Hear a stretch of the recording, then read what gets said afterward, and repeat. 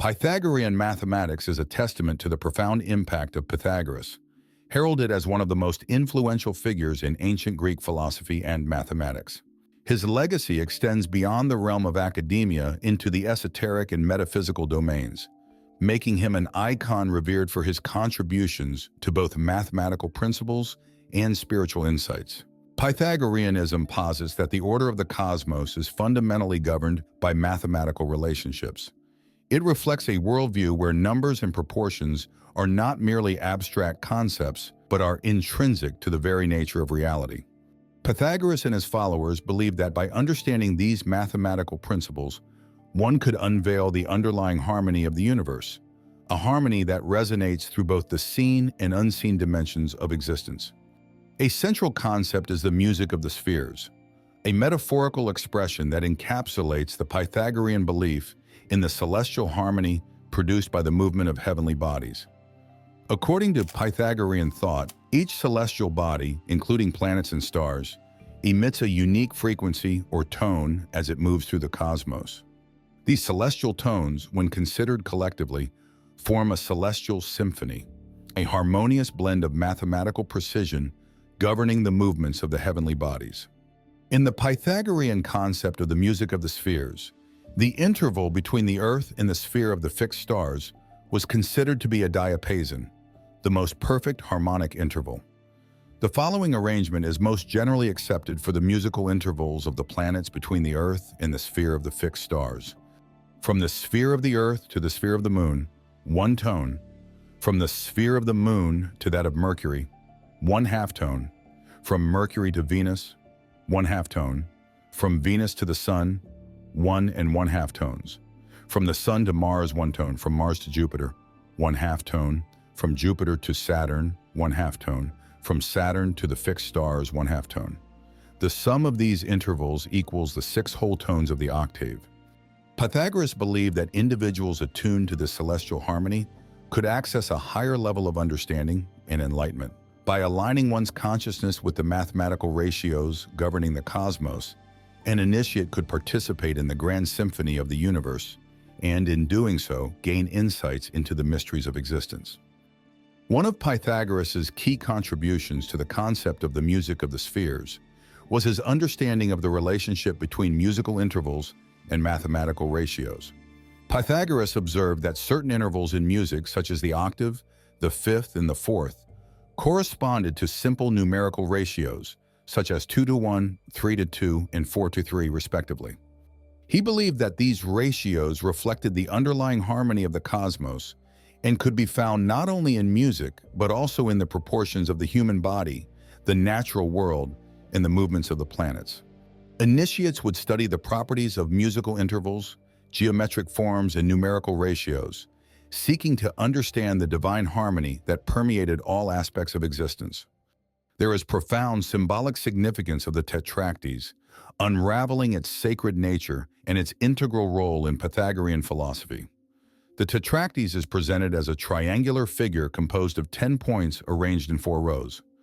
At the heart of Pythagorean thought, the Tetractys is not merely a geometric configuration, but a symbol laden with metaphysical depth, representing the perfect and harmonious order inherent in the cosmos.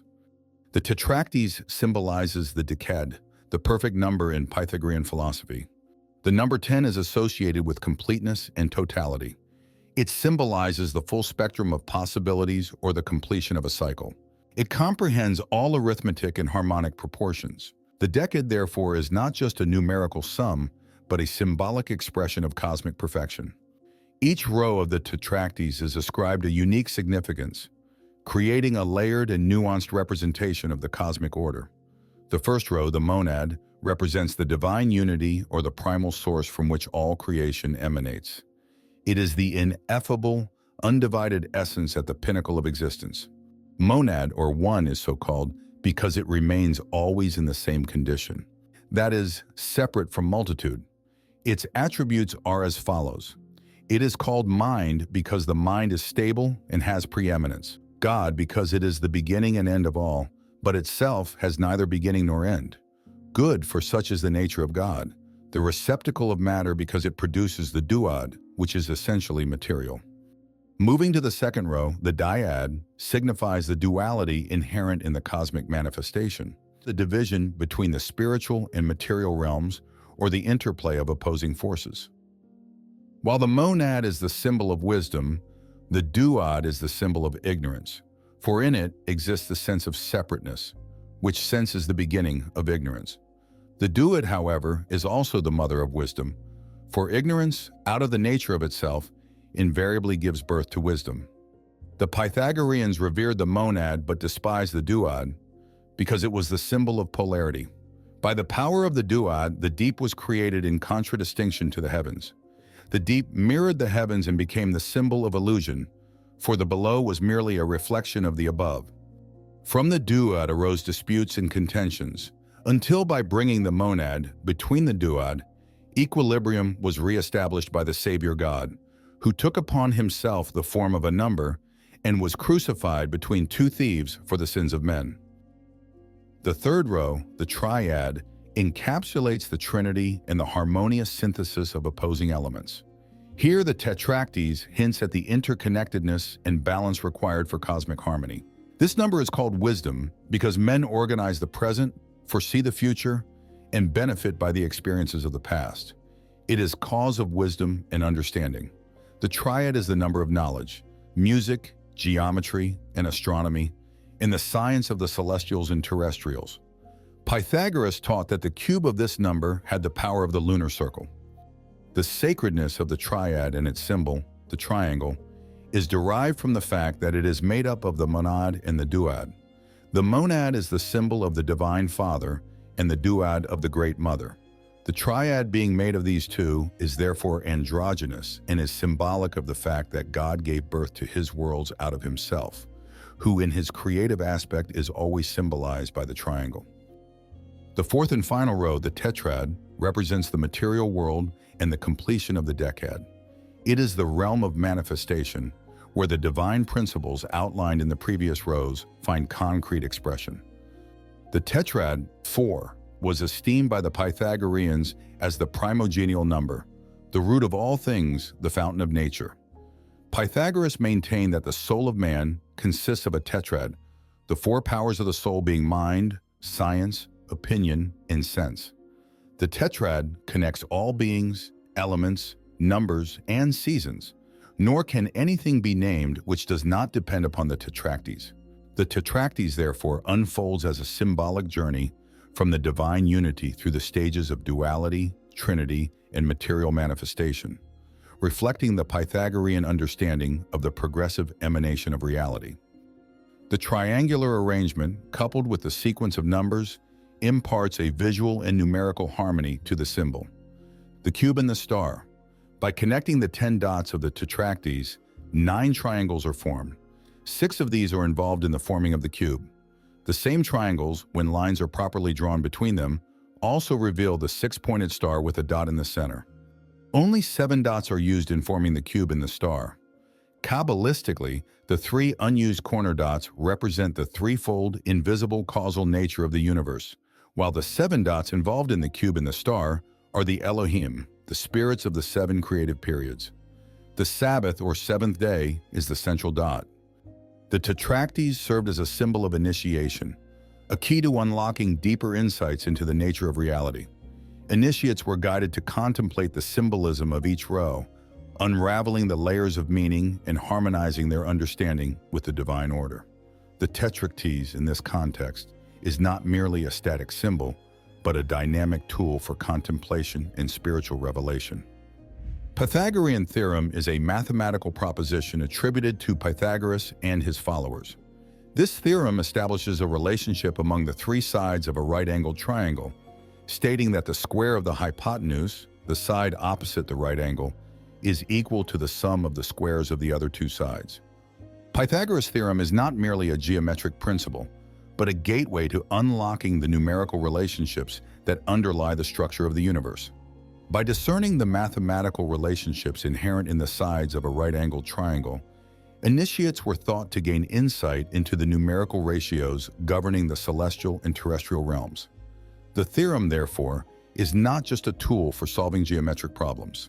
It is a key to unveiling the inherent order and harmony woven into the fabric of creation. Each number in the Pythagorean tradition carries its own symbolic significance and mystical qualities. Pythagoreans attributed specific meanings to numbers based on their mathematical properties and relationships. This approach transforms the study of numbers into a rich tapestry of symbolism, where each numerical value becomes a cipher for deeper metaphysical truths. For instance, the symbolism of the number 7, considered sacred in various esoteric traditions, is explored within the context of Pythagorean numerology. There are mystical qualities associated with the number 7, such as its connection to spiritual insights, cycles of creation, and the celestial order. The seed of life is a geometric configuration of 7 equally sized circles that resembles a flower. There are 7 chakra energy systems within the human body. There are 7 layers of the human biofield. The Bible begins in Genesis with the 7 days of creation and ends in the book of Revelation referencing the 7 burning lampstands, which represents the 7 spirits of God. Many ancient deities are illustrated with 7 heads, and many ancient religions talk about the 7 heavens. The sum of the spiritual 3 and the material 4 is 7. In medieval education, students pursued the trivium, grammar, rhetoric, and logic, and the quadrivium, music, arithmetic, geometry, and astronomy, a total of 7 subjects collectively known as the liberal arts. Pythagorean interest in the mathematical patterns in music gives 7 a privileged role, for there are 7 distinct notes in the musical scale, corresponding roughly to the white notes on a piano. Shakespeare wrote of the 7 ages of man, an idea that goes back much earlier. In China, 7 determines the stages of female life. A girl gets her milk teeth at 7 months, loses them at 7 years, reaches puberty at 2 times 7 equals 14 years, and reaches menopause at 7 times 7 equals 49. The phases of the moon last approximately 7 days, with 4 times 7 equaling 28 days in a month, and also in a female menstrual period. Many cultures recognize 7 planets: Sun, Moon, Mercury, Venus, Mars, Jupiter, and Saturn in the sense of wandering bodies, unlike the fixed stars, which retain the same relative position in the night sky.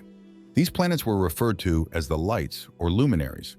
In alchemy, each of the 7 traditional planets was associated with one of the 7 metals known to the classical world: gold, silver, mercury, copper, iron, tin, and lead, respectively. The significance of specific numerical ratios and proportions suggests that certain combinations hold keys to unlocking hidden truths. This perspective transforms the act of calculation into a contemplative and mystical endeavor, where the study of numbers becomes a means of attuning oneself to the cosmic order. Pythagoras taught that both man and the universe were made in the image of God, that both being made in the same image, the understanding of one predicated the knowledge of the other. He further taught that there was a constant interplay between the grand man, the universe, and man, the little universe. Pythagoras believed that all the sidereal bodies were alive, and that the forms of the planets and stars were merely bodies encasing souls, minds, and spirits in the same manner that the visible human form is but the encasing vehicle for an invisible spiritual organism, which is in reality the conscious individual. Pythagoras regarded the planets as magnificent deities, worthy of the adoration and respect of man. All these deities, however, he considered subservient to the one first cause within whom they all existed temporarily, as mortality exists in the midst of immortality. The pursuit of wisdom stands at the core of Pythagorean teachings. Pythagoreans viewed wisdom not as an abstract intellectual pursuit, but as a holistic journey encompassing both theoretical knowledge and practical application. The acquisition of wisdom, in the Pythagorean tradition, involved an experiential understanding of the cosmic order and one's place within it.